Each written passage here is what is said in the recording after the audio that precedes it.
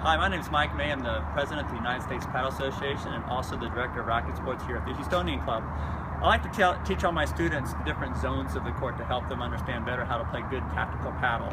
So what I did was I color-coded these yardsticks, or you can also visualize them being about a meter, to tell people basically where the different zones are on the court. So imagine a stoplight. A stoplight is red, yellow, and green. First zone, 1 meter away from the wall, we call that the red zone. Okay?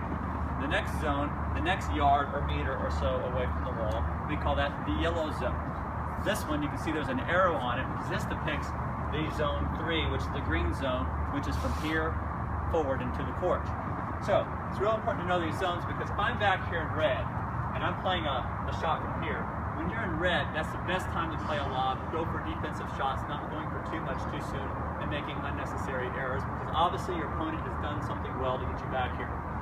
Then I get moved forward in yellow.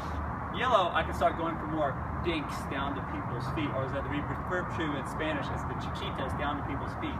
Or I'll probably still lob. I can go for a little bit more aggressive shots, but I still need to play with caution in yellow. Green, now my opponent has moved me forward into an area where I can do more damage to my opponent, play a more aggressive paddle. So green is where you start going for your winners.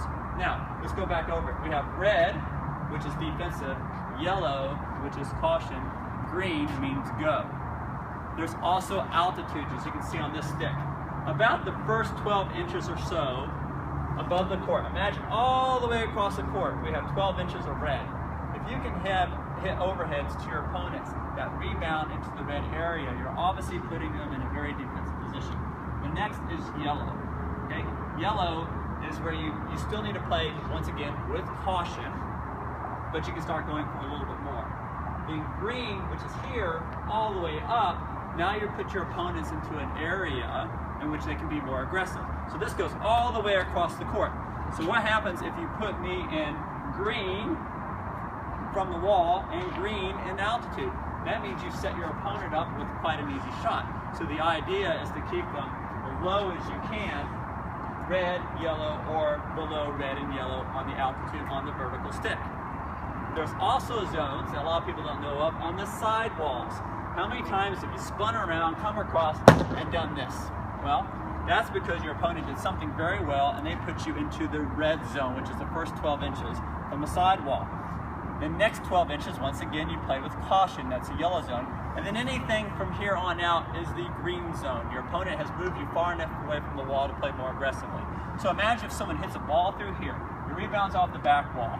It comes along here and you swing across like that. Well, your arm makes a semicircle. You're going to hit the side wall. What you can do though is you can swing very aggressively, very quickly high up here because now my arm is not inhibited by the wall space. So anytime you are in red, you should generally go for a lob.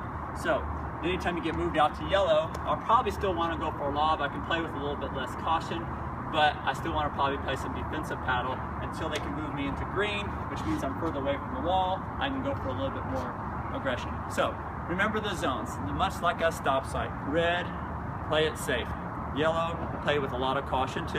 And then green, that's where you can go for it. So if you stick to your zones, you're making less errors, your average is higher, your shot tolerance is better, you can win matches on that alone. Thank you very much.